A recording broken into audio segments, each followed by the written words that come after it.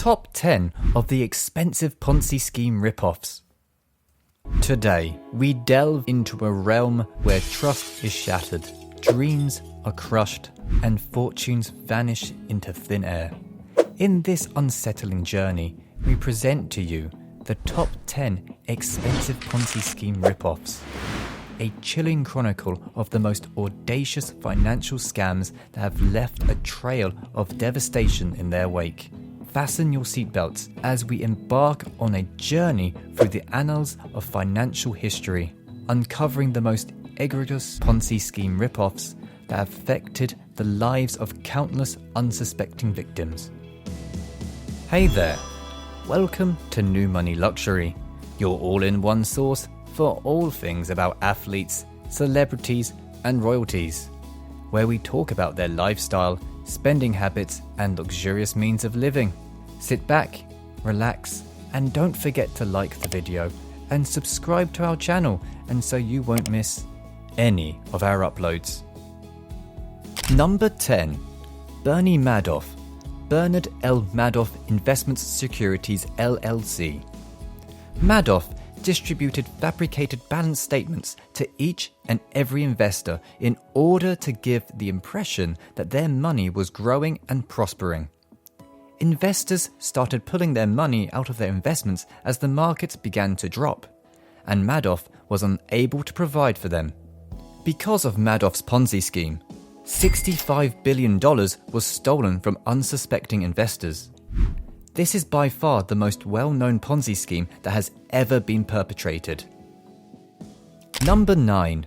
Kenneth Lay and Jeffrey Skilling, Enron. When Kenneth Lay, the founder of Enron, inflated the state of his company's health, he suffered a loss of $74 billion from investors. In the span of 1 year, the price of a share of Enron stock dropped from $90 to less than $1. When the business filed for bankruptcy in 2001, Enron, which had been the 7th largest company in the United States, had a value of $68 billion, came to an end. The indictment against Lay included 11 counts of security fraud and other associated accusations. However, he passed away while on vacation while awaiting his court sentence. Number 8. Barry Minkow, Z Best Incorporated. With a market valuation of over $200 million, Minkow went public with his carpet cleaning company in December 1986 when he was just 19 years old. To make it seem like he was developing a multi-million-dollar firm, he manufactured tens of thousands of false paperwork and sales receipts. Minkow's fake revenue numbers were discovered during an examination that was prompted by suspicious excess expenditures on client bills. Minkow was found guilty of 57 offences. Number 7. Joseph Naccio, Quest Communications International. Naccio is the brains of a financial fraud plan that was worth $3 billion and allowed him to profit from inflated stock prices and insider trading. Through the sale of equities that he was aware were likely to perform poorly, he made $52 million. Following the successful prosecution of Quest Communications International by the Securities and Exchange Commission in 2007, Naccio was found guilty of 19 charges of insider trading. In addition to that, he was forced to pay fines totaling $19 million and to refund the unlawful stock trading that amounted to $52 million. Number 6. Sam Israel III, Bayo Hedge Fund Group. Israel deceived his investors by making the unrealistic promise that their investment of $300 million would increase to $7.1 billion in 10 years. The phony accounting reports that Israel generated in 1998 were intended to provide the impression that the investments were increasing, despite the fact that their returns were lower than what had been promised. His appearance on America's Most Wanted was the sole thing that led to his discovery after he ran from the authorities. Number 5. Michael D. Guzman, Bre-X Minerals. Michael D. Guzman, who worked for Bre-X Minerals, asserted that he had discovered gold in the Bornean rainforest. Thousands of core samples containing gold were produced by him between 1993 and 1996. The discovery skyrocketed Bre-X Minerals' value to $6 billion from a penny in the firm's stock. The Indonesian authorities eventually started to suspect something. Freeport-McMoran was left with the remaining half of the mine after 45% of Bre-X control was revoked. Despite extensive drilling, not a single flake of gold was found. This caused the stock price of Bre-X to fall to zero. Number 4. James Paul Lewis Jr., Financial Advisory Consultants.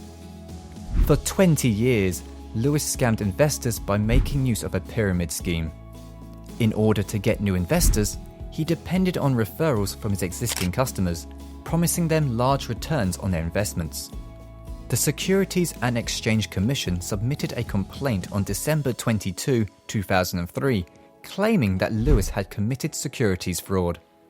The documents revealed that he utilized the funds provided by investors to engage in transactions involving foreign currency, acquire luxury autos, and purchase pricey jewelry. The convictions for money laundering and mail fraud were handed down in the year 2006. Number 3. Jordan Belfort, Stratton Oakmont. In the 1990s, Stratton Oakmont operated as a pump and dump operation, wherein brokers would artificially inflate stock prices before Belfort and his associates would sell their shares, resulting in an abrupt drop in value. He employed a large number of ambitious brokers to make cold calls to people who were unaware of the situation and sell them worthless stocks. 2 counts of money laundering and securities fraud were brought up against Belfort in the year 1998. Number 2. Bernard Ebbers, WorldCom. Through the acquisition of smaller businesses, WorldCom was able to grow to become the second largest telecommunications corporation in the United States under the leadership of CEO Bernard Ebbers. In spite of the fact that the corporation was left in debt as a result of the acquisitions, Ebbers went on to overstate the assets of the company by $11 billion. In the end, the price of a share of stock dropped from $64 to $1, resulting in a loss of over $100 billion for owners. In the year 2005, Ebbers was found guilty of both fraud and conspiracy for engaging in fraudulent accounting procedures. Number 1. Charles Ponzi, Securities Exchange Company. In honor of Charles Ponzi's well-known pyramid scheme, the term Ponzi scheme was coined. Ponzi schemes are notorious for making false promises of returns of 50% in 45 days, which were actually paid for with money from new investors. In the end, the scheme was unsuccessful in 1920, resulting in the failure of 5 banks and the subsequent devastation of all investors. The investors were only able to recover 30% of their initial investment. Charles Ponzi made $20 million through his pyramid scheme, which is equivalent to $222 million in 2011. The scars left by these Ponzi schemes should prompt us to question and scrutinize investment opportunities, no matter how enticing they may appear. The responsibility falls on both regulators and individuals to cultivate a financial landscape where transparency and accountability prevail. May this exploration into the world of Ponzi scheme ripoffs stand as a stark reminder that, in the field of finance, the age-old adage holds true. If it sounds too good to be true, it probably is.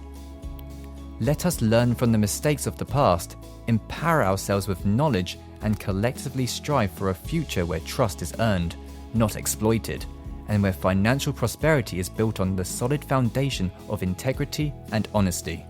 Don't forget to like, subscribe, and hit the notification bell to stay up to date with our latest content, and be sure to comment on other celebrities, athletes, and royalties you would like us to profile in future episodes. We look forward to seeing you in the next one. Thanks for watching!